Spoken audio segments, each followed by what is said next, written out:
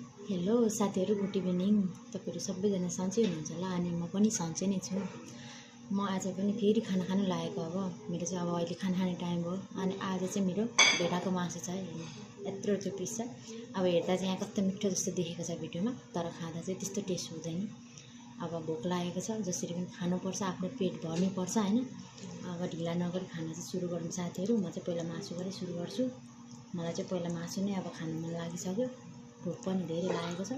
अब यो चाहिँ बोसो भेडाको बोसो यसरी खाएँ मैले, हेर्नु है त।